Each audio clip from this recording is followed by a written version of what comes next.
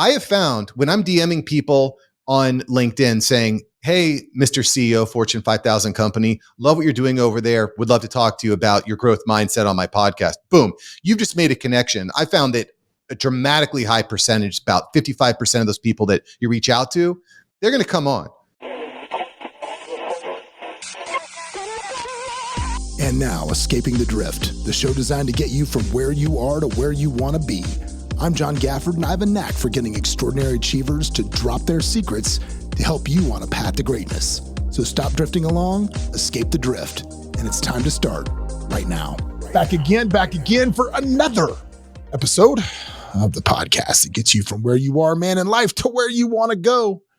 Today, remote, not in studio, but it's okay because we're still going to be bringing the heat, man. I got somebody that if you are somebody that has to deal with marketing, you want to deal with marketing, you use AI, you want to get better, or you want to do what I do, man. You want to do this podcast deal.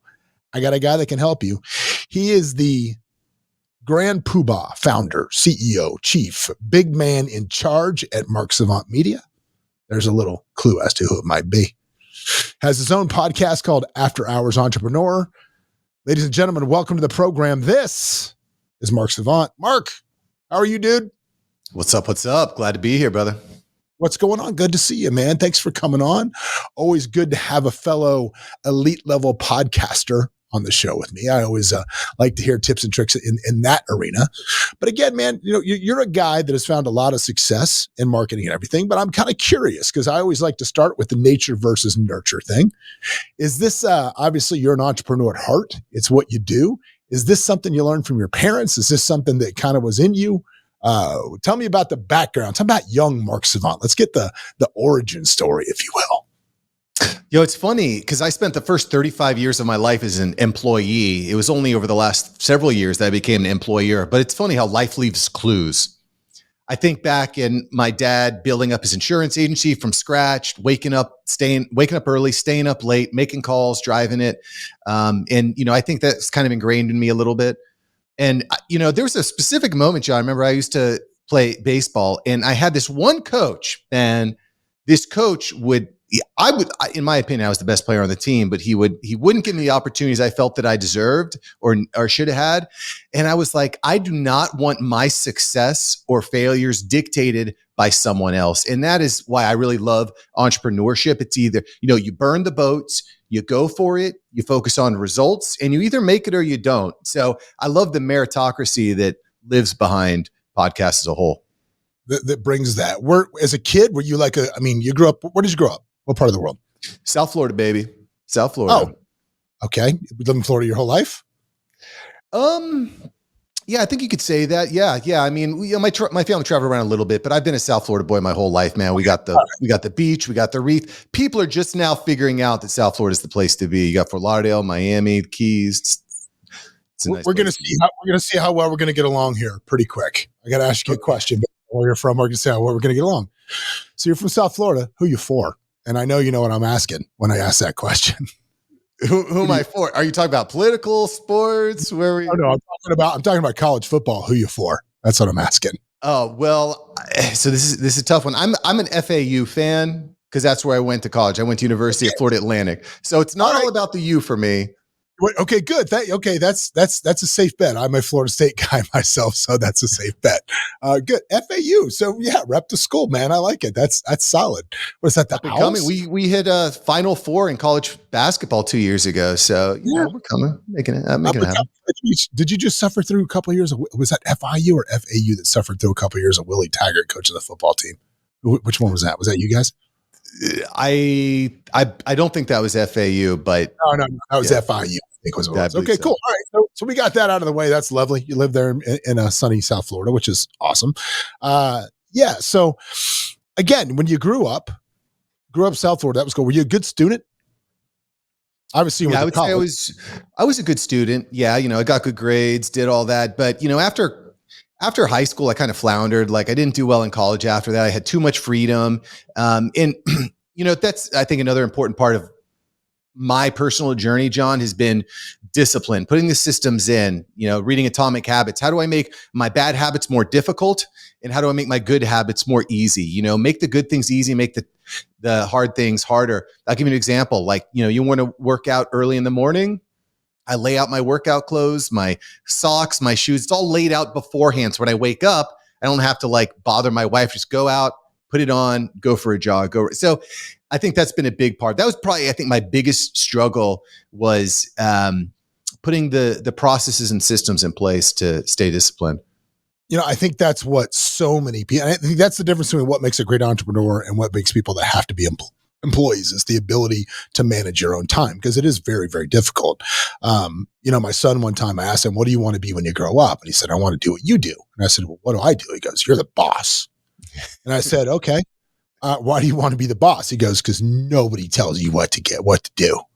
I said, okay, you want to know what the hardest thing about being the boss is? He said, what? I said, nobody tells me what to do. It's the best part and the hardest part at the same time. So being able to manage yourself is very difficult. When you graduated from college, what was your job trajectory? What was that like? Oh gosh, my job trajectory was basically wasting time and partying with my buddies and my friends. And I've spent my entire life doing the school thing, and I'm done with it. I'm just going to goof off. And it's kind of funny. I was listening to your show. My 20s, I think that I kind of squandered them to an extent. My 20s were just I didn't want to buckle down. I just wanted to have fun and smoke and drink and play and do this sort of thing. But I recognize that as one of my flaws as well. I'm attracted. I have an addictive personality, although I don't want to breathe life in that. But I found a woman, a girl who was very much the opposite, very disciplined, very rigid. And it's difficult at times because she really holds me to account. But I told the other day, this is the reason I married you. This is the reason I love you, because you helped me shore up my weaknesses. And I think, at least for me, finding a partner who is able to challenge me and I respect enough to allow challenge me really has made all the difference in my endeavors. So you mentioned Atomic Habits when you kind of went from being a floundering 20-year-old, which again, I always say my 20s, I did a lot of really, really cool stuff. I just don't know if it was the right stuff. Probably the memories of a lot of it are very cool, but financially, I probably dude, in my early 20s, I was banging my credit out like it was my job to do that. It was a mission. There was some sort of a prize you got for demolishing it, just doing a bunch of stupid crap like that. But I think that as you go along, right, getting, again, about accountability, talking about that. So you read Atomic Habits, what you did, and you just try to get ahead of your stuff. When was the moment when you said to yourself, dude, I gotta figure out how to be I gotta stop being a procrastinator and get better at the game. What was that moment like? Did you have was it a general malaise of things, or was there one thing where you're like, fuck, dude, I gotta pull this together? And then what did you do? Well, it's funny. I think the big moment for me was having kids. Because when I had my daughter, she's now 8. When I had my daughter, I was like, who is she going to be looking up to? Am I just going to be the regular guy in the regular house doing the regular job, the 9 to 5? Which, by the way, and Gary Vee talks about this all the time.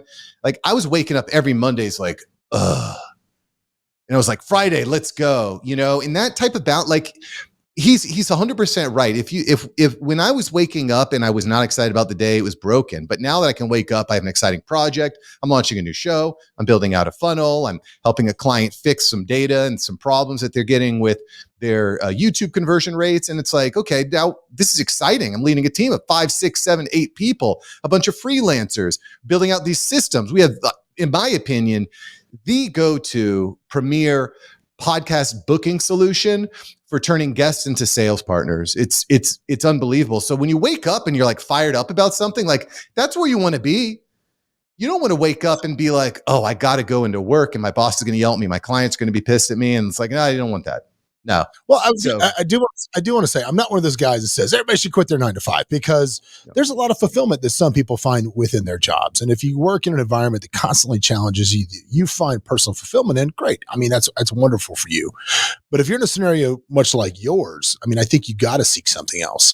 Personally, I like to say that that myself, I have a condition. I was chronically unemployable. And what I mean by that is I'm a miserable follower. I am constantly someone that is going to question every decision as to if I would do that or not. And it was one of those things where I had a really hard time taking marching orders from others. And I mean, yeah, dude, I worked in corporate America for, years, and then, just doing different things. And dude, I was just always better left to my own devices. And Bro, again, go ahead. That really rings true to me. I just got back from Patrick Bet-David's Vault conference. It's a huge conference down here in South Florida. And we spent the first full day. So he goes through all these different training materials. The entire first day was getting to know yourself, right? It was 4-hour session, lunch break, 4-hour session, lunch break, 4-hour session, break for the day, plus homework. The entire first day of this conference was knowing yourself. Are you going to be a CEO? Are you going to be an entrepreneur? Are you going to be an entrepreneur? Are you going to be C-suite? Are you going to be a support guy? You are support. And to your point, man, knowing this idea of being an entrepreneur and being your own boss, like it's great, but there's a lot of stress that goes along with it. And really only entrepreneurs totally get that, Yeah. I mean, like, what was it? Somebody said, one of my buddies said, if you're not willing to burn it down and go work at McDonald's at least once a week, you're not entrepreneuring hard enough. You're not stressing it out far enough if you're not willing to burn the boat, if you're not willing to just call it quits. But we don't. And I think that there's a difference between being that early level entrepreneur in a business and when you're trying to spin it up, and then when you start to get at scale. And if you can just get to, over that first hump of when you are employee 1 and maybe you have employee 2 and employee 3, because you can start scaling out of your weaknesses through other people and really focus on what you love to do and what you're good at. And I think that's probably what Patrick Bet-David was trying to get at with you guys the first 2 days, is not necessarily you can do this today, because if you're starting up a business, you may not have the capital to go out and hire COO, CMO, all of those things. But you may be in the EOS system, you may be the visionary, and you might need an integrator. I mean, that's just how it is. Right. Me, I find myself wanting to be an integrator. Like, I want to be the guy that checks the boxes and gets things done. But at the end of the day, I'm the visionary. I'm the guy that says, I'm Steve Jobs. So we're going to invent the iPhone. I have no idea how to do it. I'm going to hire all you idiots and not geniuses. Sorry, not idiots. And you're going to figure it out.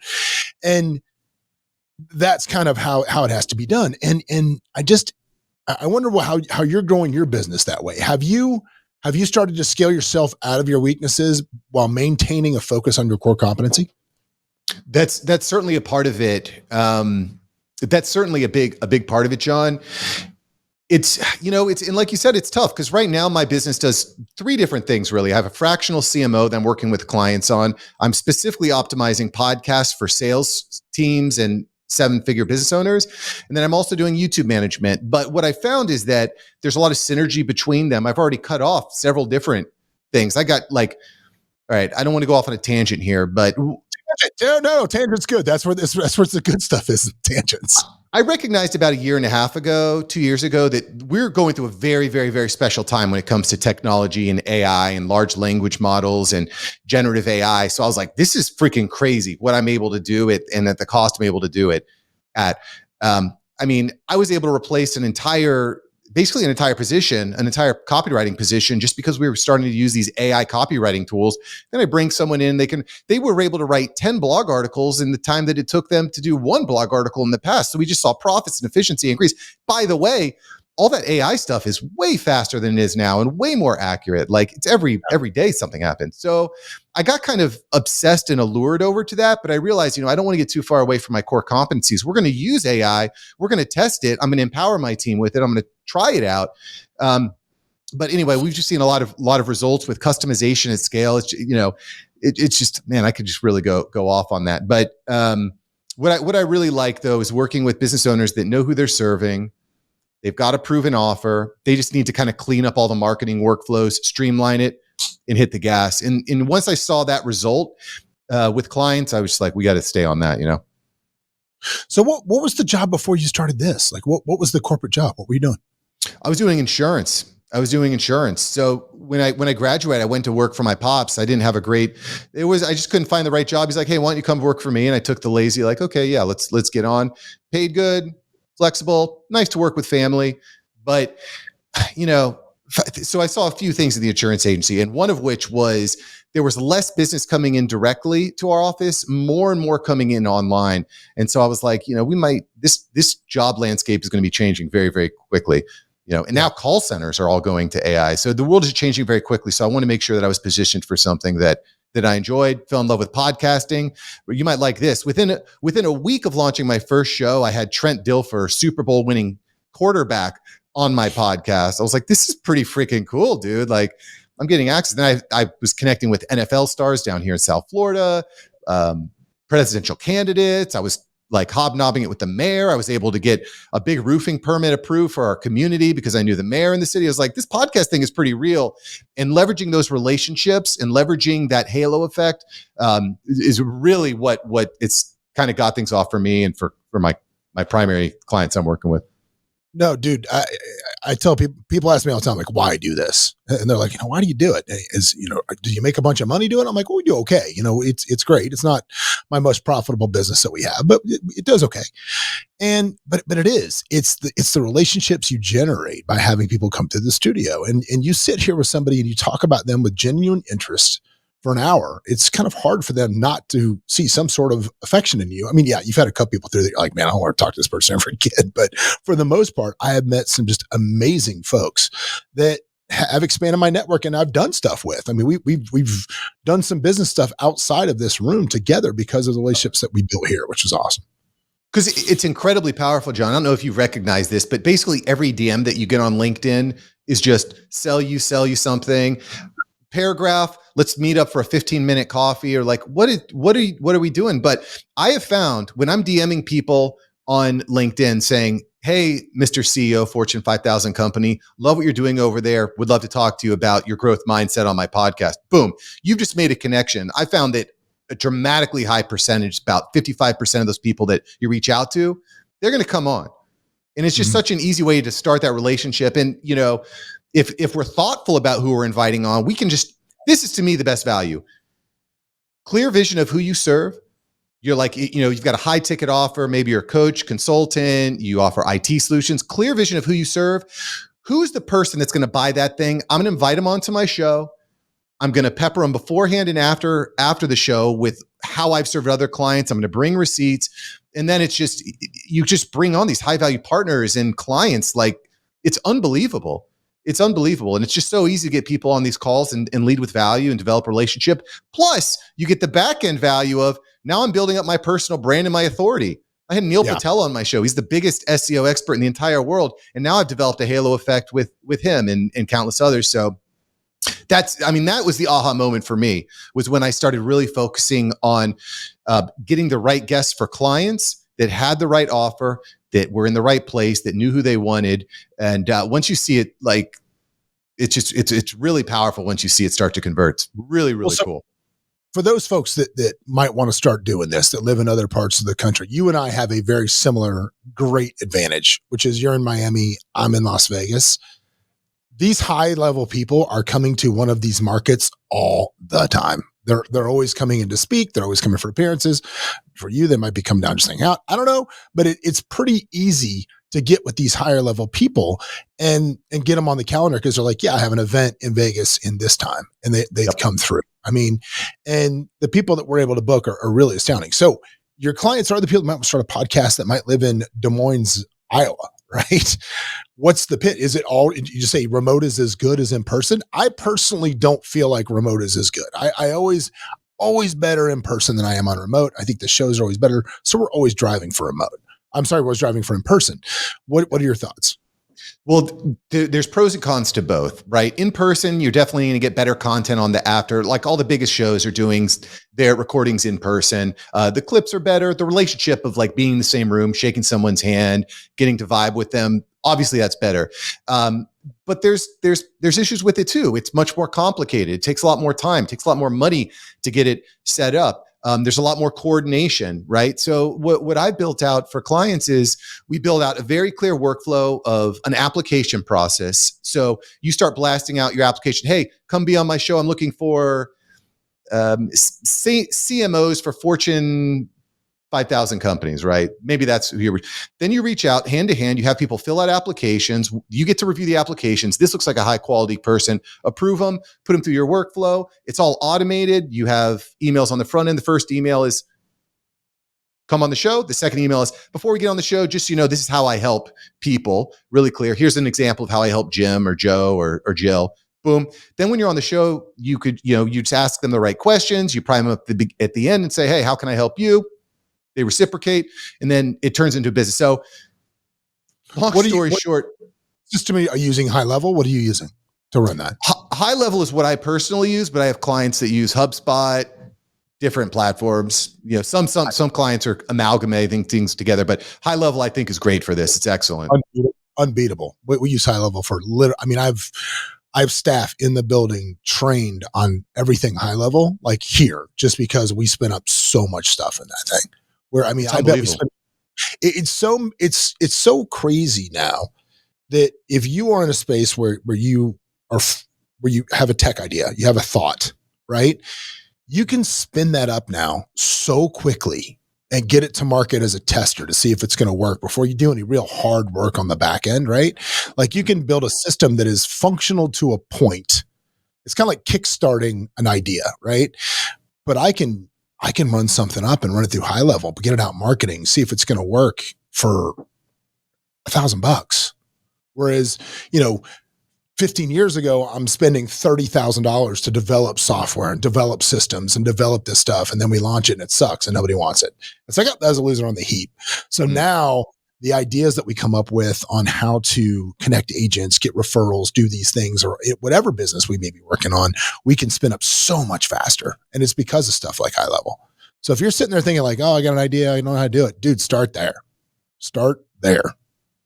Absolutely. High level is great. You need to have the right partners. It can be a little tricky, but like you said, if you've got the right people in place to help you get it set up quickly, easily, look at your stat sheet, see who's clicking what links, where your people are getting tagged, adding, moving sequences. No, it's brilliant.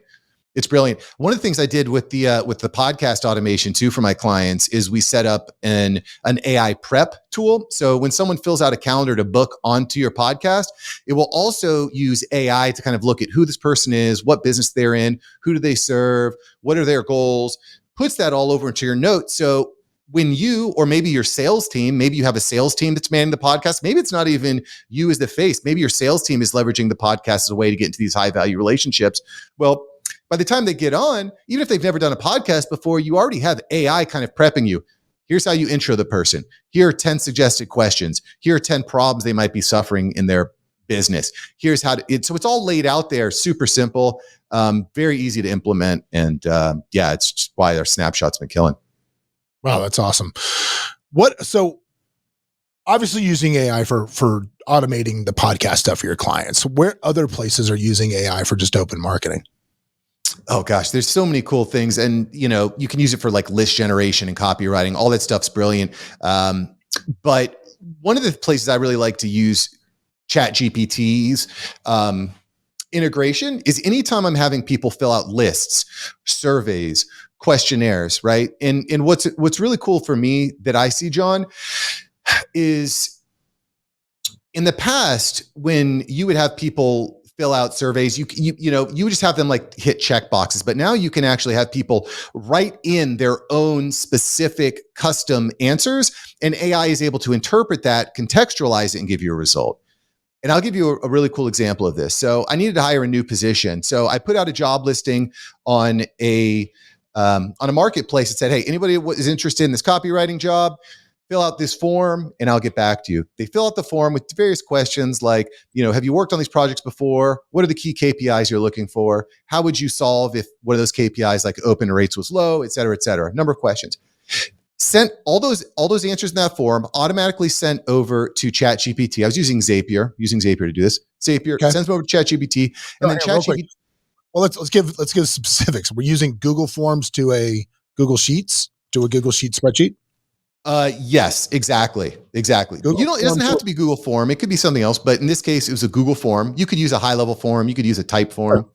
I think for what we're talking about, I like to use the Google Forms because I really love ChatGPT. Seems to do really, really well with Google Form data. I don't know why it loves it, but it just seems it's simpler, I think, than the Excel stuff. I don't know why. It's my go-to. Okay. It's just really easy to integrate, and Zapier does a good job of integrating the two too. But again, high level has a decent integration too. But yeah, to your point, John, fill out your information. They all the applicants put their answers into the Google form. From Google form, it sends it using Zapier over to ChatGPT. ChatGPT analyzes all the answers and then gives them a summary in a spreadsheet and ranks them from a level 1 to 10. Okay. So instead of looking through 50 applications manually, I just need to look through 5 because I only looked at the top 8, 9, and 10s. The people that ranked 8, 9, and 10, those are the people I looked at because they were able to write the best answers. So in this case, I'm using AI to actually do critical thinking and to do the screening process. So instead of spending a day looking through a bunch of applications, I'd say, okay, these top 3 look good. These top 4 look good. Boom, booked them. And I ended up hiring 2 people when I only needed 1 just because they were so qualified. I'm laughing because I spent 3-4 hours yesterday going through probably 95 resumes on Indeed yesterday for a job that I haven't. Probably that long. Yeah, that's how long I spent straight on that, going through that. So that's not that long. No, but I still should have thought to just I still should have figured out how to do that. I mean, again, it's one of those things where we try to, I should have been smarter than that. And here's back to our original point about, scaling yourself out of your core competencies. Everybody talks about their superpower is. What my kryptonite is I always I like to put myself in charge of things, right? I could be standing in front of 4 people that work for me and I'm like, I'll just take care of it. Just take care of it. So literally I told my chief operating officer at one of our companies yesterday, I said, the next time I say I'm going to be in charge of something or I'll take care of it, it is your job to say, no, you won't. Nope, you're not. You're not. Because I eventually do get it done. But like last night, literally, it's 11 o'clock at night and I'm in Typesetter, which I love. I think Typesetter is really cool for developing manuals or whatever else you need it to do. But I'm in Typesetter and I'm building out a training manual for marketing reps for my title company. And I'm like, at 11, I'm like, why am I doing this? Because I wanted to be the one to get the information that I needed to train the title reps because I want to train. And I'm like, I could have just let somebody else do 90% of this and then just come in and sprinkled my little 10% of magic on top of it. But it was one of those things where I was like, I have to do it. So this morning, first thing I told him was, your job now is to tell me, no, you're not doing this. You're not. You're just not going to be in charge of it because, yeah, that's a weakness. How do you handle that? How do you handle delegating things that you think that you are just more competent at than anybody else in your organization? How do you do that? Well, I think that's probably one of the biggest areas of opportunity for me is making the right partnerships. I've got a lot of different partnerships in the works right now, making sure I have the right inner circle, the right people around me. I mean, gosh, I think it was Kevin Kelly said, show me your 5 closest friends and I'll show you where your trajectory is. Right. Dan Pena said, if you hang out with 5 dipshits, I'll show you the 6th. Yeah. Right. I like that. I like that. So, it's, I think it's empowering people. And frankly, I haven't had too much of a challenge doing that. But it's been interesting. I've recently put a lot more, I've leaned on my team a lot more recently because I notice I'm spending way too much time like critiquing thumbnails or critiquing titles to episodes and making sure that this click-through rate is great. And instead I just said, hey, y'all, here's the tools, try it. We're going to look at the data on the back end, go nuts. I'll pay for training. You want to go through a coaching, I'll pay for that. I just want to try to empower them as much as possible, which by the way, I think, and I don't know if you're seeing this, John, a lot of employees are terrified of AI right now. They're afraid that it's coming for their jobs. Have you seen that with your staff, with people, with your businesses? Well, Are they? I mean, yes and no. I think that if I had to say where I think I'll be impacted with AI, right? Because our main core competency business obviously is real estate. We have a very large real estate brokerage with about 600 agents. And is AI coming for real estate agents? No, I genuinely don't believe it is. And I'll tell you why. when Zillow came out, whatever, after Expedia, everybody said, oh, real estate agents are going out of business. They're going the way of the dinosaur. Because look what happened to travel agents when Expedia came out, right? Look what happened. You don't need a travel agent anymore. My response to that's always the same thing, which is, I don't need a travel agent to hold my hand and tell me it's okay to book a trip to Hawaii. A lot of people need a little reassurance to make the largest single, financial transaction of their entire lives. They need a little reassurance. A lot of people do. And there's some people listening to this and be like, I don't need to, I'm fine. I'll sling 500 grand around. I don't care. A lot of people aren't like that. They're not built that way. They need a professional to say, here, this is why this is okay. This is going to be good. This is good. You're good. I got you. They need that. And that's why I don't think that aspect. Now, on the other side of some of our verticals, if you look at the title and mortgage industry, there is a lot of work that is done inside of those businesses that we're already seeing some advancements within the software we use where AI can interpret a contract. It can read a contract and say, okay, I hear the parties. There's the address. I know this. I can plug this in. So I think if you're a data entry person, I think you're screwed. I think if you're in a people business, like a belly to belly people business, which I generally believe real estate is, I think you're going to be okay.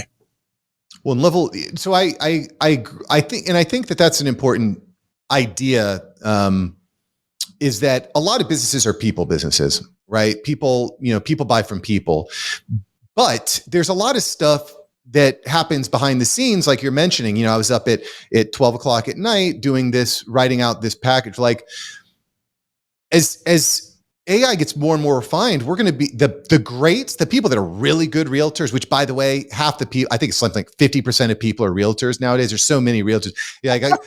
I go into a McDonald's and the server there is a realtor, right? Like everyone's a realtor, not to bang on realtors, but there's a lot. It's true. It's true. So what I think you could see is the people that are really good at selling, that they're really good at that human connection, are going to be able to leverage that AI to drive better leads, to answer frequently asked questions more accurately. Maybe they're using AI to proofread contracts or train staff or do cold calling or level one customer support, right? So what's interesting to me is AI does two things really. The first of which, it makes like a beginner who's like just not very good, it makes them pretty decent. It makes them pretty proficient. I'm glad you're saying this. I was about to bring this up because I saw you say this and I thought this was such a great point. Go ahead. Yeah. AI makes beginners proficient and it makes experts efficient, right? So if you're really good at what you do, AI is just like gas in the fight, just like marketing. If you have a good product and good service and proven deliverables, the marketing is just going to blow it out of the water, right? But if you're brand new, if you've never done anything, if you're in Indonesia and you don't know anything about real estate, you could use ChatGPT and you could probably write 100 like really sick, accurate blogs, right? You could start writing cold DMs and cold email and doing, so this is what's happening. So, in the real estate industry, I think that this is going to be a big deal because if let's say you're in the middle, let's say you're a level, like a 5 out of 10 realtor, like you're good, you're solid, you've passed your training, you know how to read the MLS, you've closed some deals. Well, if you're not using AI to become more efficient at that, the guy who's a level 9 or 10 who's using AI is going to blow you out of the water because he or she's going to be able to absorb all that business because they're going to have the resources to handle it all. What do you think the best way that say you're not a realtor, but 8 million of them, because we all do. What do you think if you were a realtor right now, what would you be using AI for? Well, I mean, I think like we said before, right? We need to figure out how to replace ourselves as many places as possible, So I'd like to start with the beginner stuff. I think, using high level and integrating AI chatbots, not for cold DM. I don't love that yet, but using AI to empower, using AI to write lists, using AI to screen applicants. How do I get people to fill out a form? If someone fills out a form, how quickly am I getting back to them? You could use AI to create custom responses right there in your CRM. So I think those are a lot of places I would be looking at it. I think that's what I think that, I'll tell you, it seems like I find something new every day with AI, and I found something, and it's the stupidest stuff sometimes, but it's like, man, this is really good. I'm very much a vision. Like, I'll give you my new favorite thing with AI, and it's stupid, but I love it. I love it so much. It's crazy. I'm a huge vision board guy, right? I love the vision board. You can use it, and now you don't have to go to Midjourney anymore because now you have the AI generator plugin right in Chat GPT, right? It's pretty good. You can literally create your dreams in image reality and print them out and put them on the mirror in your bedroom and look at them every day. Right? You can if you come in, it's mine or my gym at my house, but I've got like the 6 things that I'm trying to get to come true right now. And dude, these are pictures of this shit happening, right? Like it is a picture of a Hudson News in the airport. And my book is sitting right on the rack and it says bestseller, right? Cause it's about to come out. So I look at that and I feel that every day. You know, there's some idiots that owe me money. And I'm in a lawsuit with a guy that owes me a ton of money. And there's a judgment against him for $2 million, right? And I'm like, there's a picture of judgment. And I look at that every day, right? I'm like, that's going to come true. And you can generate whatever it is you want. You don't have to go to a magazine anymore and cut out some stupid picture of a Ferrari and throw it up on your mirror. No, dude, you can make like you can create whatever you want. You and a damn Ferrari, and there it is, and you're looking at it. So that's my new stupid favorite thing with AI that I love. Think and grow rich, brother. Think and grow rich. Love that. Yeah, and that stuff is great for social media too. You know, like the AI images you can generate are great for that. Here's another thing that I thought was really good. I was doing some videography work for a local dance studio, and I said, "Hey, Chrissy, I'm going to be at your studio next week, 2:00, right? Go ahead and fill out this form so I know a little bit more about your business." So she filled out a form. Again, we're kind of going back to this automation idea. She fills out a form, a Google form, who she is, who she serves, the problem she solves, where she's located, frequently asked questions, right? Fills it out. It took her 5 minutes, sends it over to Chat GPT. Chat GPT writes out a header video for the main website, an about me video, about the business video, 20 different short ideas for shorts. And it writes out the exact script, John, sends it to Gmail. I proofread it, boom, boom, boom. It took me 2 minutes, send. And you can upload but you can upload to the Captions app. Do it on the script. And now Caption app has these, I don't know if you've seen it yet, but Caption has this really cool B-roll stuff they'll throw on. And it's really good. It's AI B-roll. They'll cut into your stuff and jump cuts and make it like everything, dude, I have a problem with that. It's like I do it and my team does it, but it's like, man, I just feel like I'm adding to the ADD epidemic. I feel like I'm adding to it every time I do that, but we do it and it's nuts. But, as far as the image creation too, what I love is, forever, like my company, like how we if I had to pick one thing, like how we built our company, because we built it from scratch and how we did it over the years was we had the coolest ads, right? Like I had the coolest, edgiest, funniest ads that would go out about our company. And what I would do is I would Google like best ads in Germany, right? Like weird, like Scandinavia, best print ads of the year. And I would find these crazy images that I like the image, whatever image was in the ad. And then I would copy that image and then use it, probably, copyright violations like crazy, but I would use that image that I found and then bend it to an ad for our company.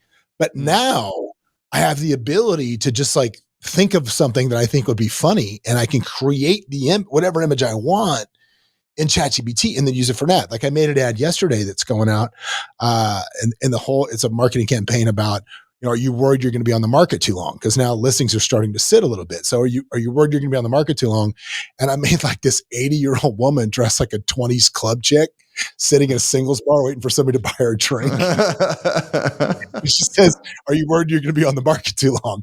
And it's awesome, right? Because I can think of something like that and literally it spits out this like ad quality image that I can use. And I'm like, man, whatever I come up with, I can just do now. So I think that goes to your point of it'll make you better.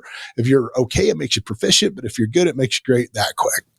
Great for stopping the scroll. They're just great. The images are very compelling. And I don't think enough people have caught on to how easy and how powerful and how vivid these images are, which, by the way, if you're running a Facebook ad campaign, you need not just one image, you need 4 to 6 images. And like, how do you get 4 to 6 compelling images? This is something that's crazy to me. I'll bring on a new client and say, hey, do a photo dump all your photos, all your headshots in here. Like, I don't have any headshots. I need new ones. It's like, bro, take them. We can use AI to clean them up, right? So it's absurd. It's absurd. That's the joke. That's the joke now with realtor headshots. It's gone from you using your headshot from 25 years ago. You don't look like this at all anymore. To now you're using AI headshots that were never you, and you never look that good. That's what you're using now on everything. Which, by the way, my LinkedIn headshot profile is AI generated, but it's close enough, and it's very serious. It's very serious. If y'all want to check me out, Mark Savant on LinkedIn.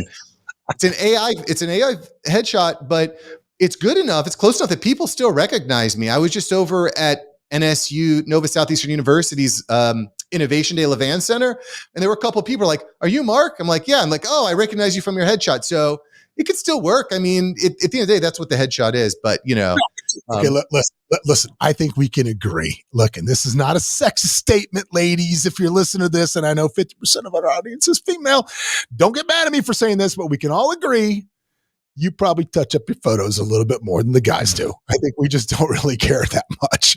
And I mean, we've all seen your photos on social media where you don't even look human anymore because you've used so many filters on the thing. So don't make fun of that. But yeah, I think the thing is you can use AI, but just don't make it ET AI, I guess is a good thing.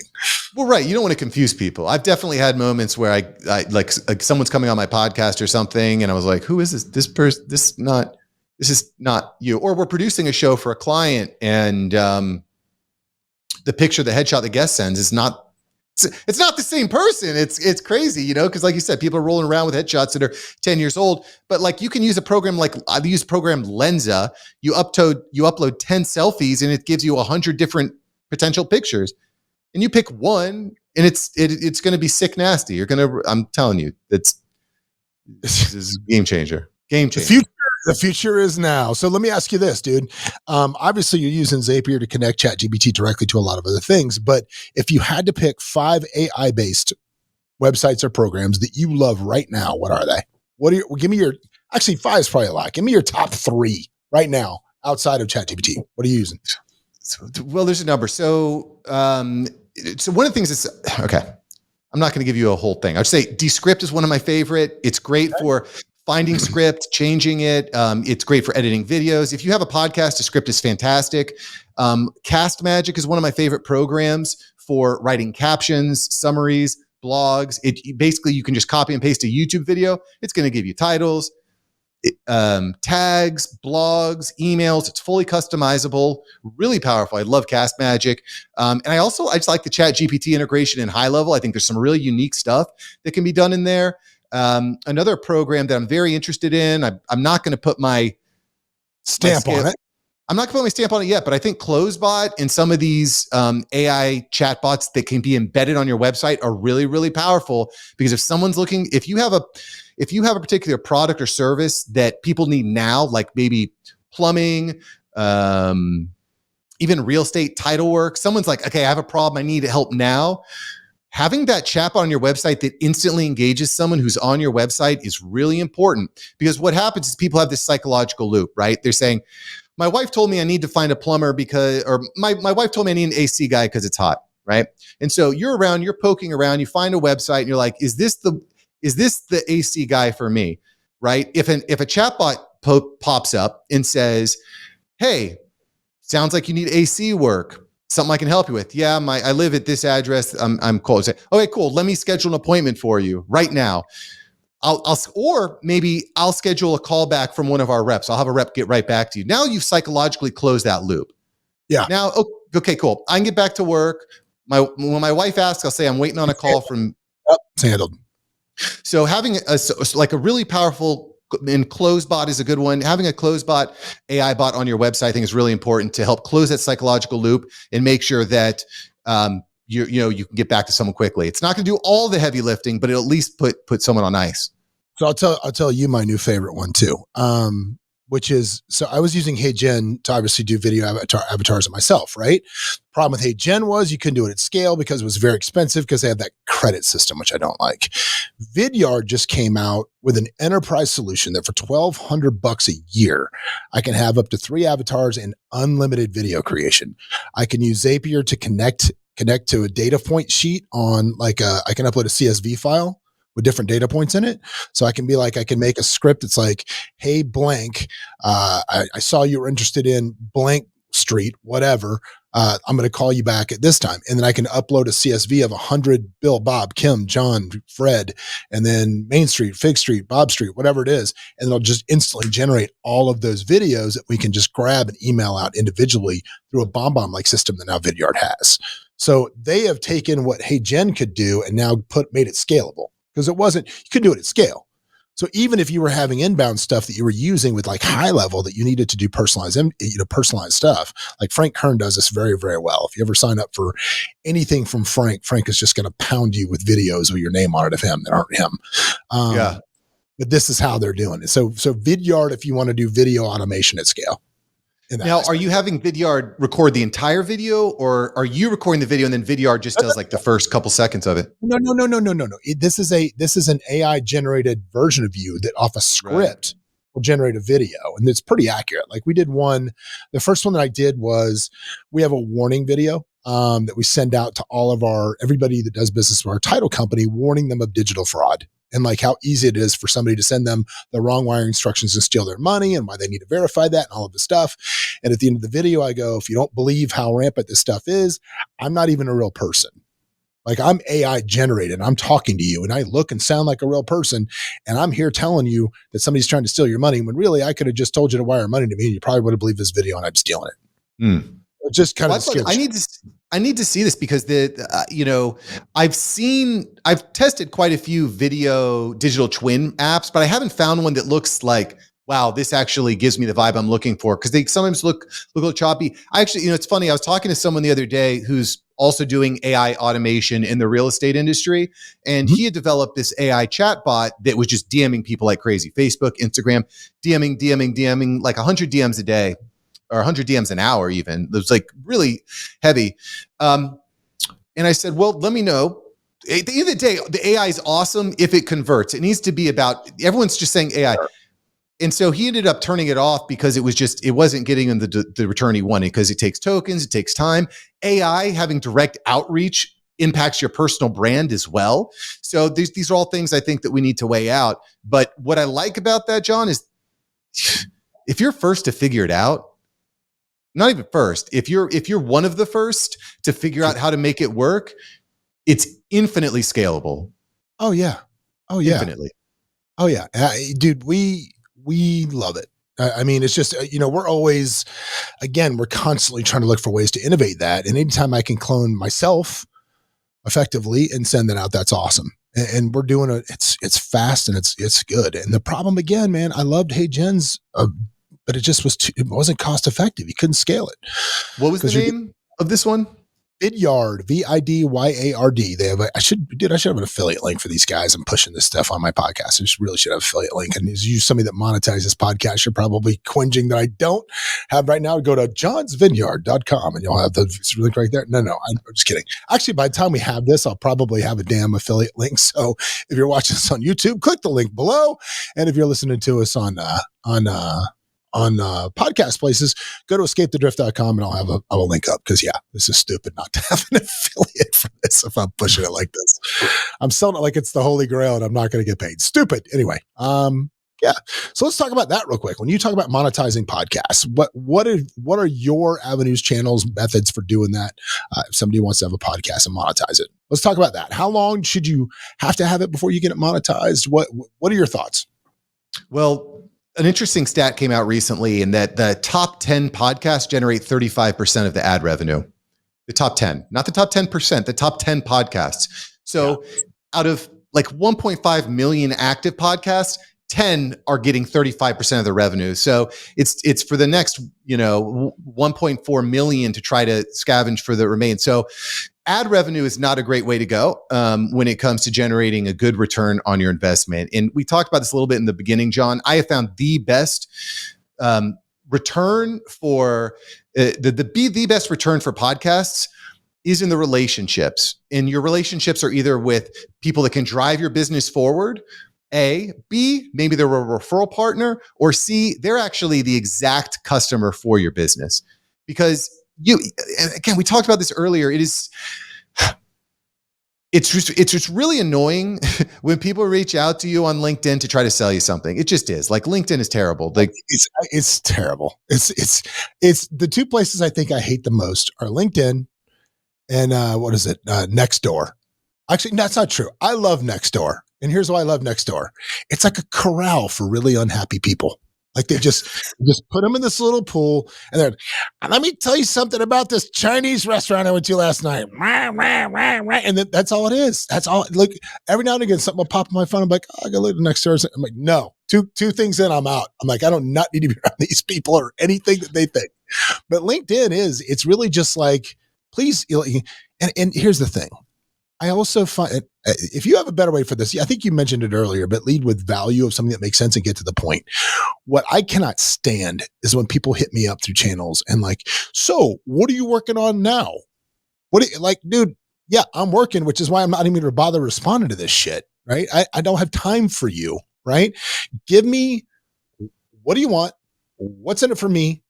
What's it going to cost? Or why should I do this? Why should I give you my time? That's all I need. Right. Those three things. I think high level people think the same way. And when I get pitches like that, I respect them and I'll reply back. Yes, no, maybe, whatever. That's how it works. But if I get I see you've been doing this, your podcast. Why is that important to you? Dude, no, I wouldn't tell my mom the answer to that question. Why am I going to tell you, some stranger in the unapproved DMs on Instagram that, gee, let me tell you all about it. Like, come on, man. Come on. Read bio. But again, where I really like, and again, there's all sorts of different ways to leverage it, but you got to go into a podcast or a YouTube, like knowing like, what is my actual goal here? Why am I actually doing this? When you're running a Facebook ad, it's really easy. I'm running Facebook ad to drive new leads that are going to convert. And then it's kind of tweak for return on ad spend. But what I really like podcasts for is I'm making, I'm specifically screening for a very specific type of guest, and I'm going to leverage that podcast as a tool to develop a strategic partnership. Because one deal could be 50 grand. Like it could be $250,000 one deal, depending on the business that you're in, or maybe it's a referral partner who's going to drive leads to you for years to come. So it's being strategic. And by the way, you go to LinkedIn, you say, how am I going to get on the right calls with the right people? If you're very clear on who you serve and if you have receipts, you can get your exact avatar to agree to come on your show. Everybody wants to talk about themselves. You're like, hey, I have a growth-minded podcast that is specifically targeted for 7, 8, and 9-figure entrepreneurs. I see you're doing great things over at ABC Company. I'd love to hear how you're growing your company. Come talk to me. Boom, they come on, you wine them and dine them. At the end, you're like, you ask them, hey, how can I help you? I want to really serve you. And then the natural thing that someone does when they're asked psychologically, say, oh, you can do this for me. How can I help you? Oh, well, it's funny you ask. I noticed that, your website traffic is down 50%, but we really specialize in driving your website traffic. This is what we did for John. This is what we did for Jim. So you can easily lead with value and then turn those into strategic, high value relationships on the back end. It doesn't work for everyone, but if you really are trying to be growth minded and develop the relationships that are necessary, there's just nothing like it. So that's where I see the biggest return. The guy that I know that's the best at that type of networking or ask is like Dave Meltzer. Always, every time I see him, he asks me the same question. The first thing out of his mouth, he says, hey, what's up, man? What do you need? What can I do for you? He said, trust me, I'm not special with Dave. He says that to everybody he sees. And I think that's just his method. And he'll tell you, that's the first thing out of my mouth is I try to lead with value before anything else. Like I don't care. And if you lead with value, always, I think things come back. So I love that. So to wrap this up, man, if you're thinking about like who is your avatar, man? Who are we looking to? Who are you looking? Let's call them out right now and say, if you are this human, you need to connect. Who are they? Sure. Listen, if you're growth minded, if you're doing 7, 8, 9 figures a year, if you're trying to figure out how to get on better calls with better people, we just have the best solution. I don't know how else to say it. Whether it's within our CRM or developing your CRM model, we optimize the videos, we find you the guests, we put you on the call, we wind them on the front, we dine them on the back. We train you and or your sales staff to make sure that you know how to ask the right questions that are going to drive the sale. And that's what I'm focused on, man. How can we leverage that podcast? How can we get as much leverage per podcast as possible? How can we automate the front end and the back end to drive the sales? And I've got an entire workflow. Anyone that's out there, you want the entire workflow, I'll give it to you for free. You email me, mark@marksavantmedia.com. Look at that, entire workflow for free. He's going to give it to you for free. That's awesome, dude. Well, bro, look, and what's your Instagram? How they follow you? How do they find you? Did we talk about that? You can find me at Mark Savant Media. Mark Savant Media all over the place. Mark Savant Media. Well, bro, I appreciate it so much, man. Dude, and anytime you want to come back on, you let me know. All right? John, we got to do this again soon, brother. Next time in Vegas, baby. And next time in Miami, buddy, I'll let you know. All right? Let's go. All right, guys, listen. Let that be a lesson to you, man. There's so many ways now that you can escape the drift. You can get up and start taking charge of your life. I mean, if you take one thing away from everything we just talked about for the last however long we were talking, let it be this. Let it be the fact that if you are okay or an idiot at something, ChatGPT can make you at least proficient. And guess what? Proficient will get you paid. We'll see you next week. What's up, everybody? Thanks for joining us for another episode of Escaping the Drift. Hope you got a bunch out of it, or at least as much as I did out of it. Anyway, if you want to learn more about the show, you can always go over to escapingthedrift.com. You can join our mailing list. But do me a favor, if you wouldn't mind, throw up that 5-star review, give us a share, do something, man. We're here for you. Hopefully you'll be here for us. But anyway, in the meantime, we will see you at the next episode.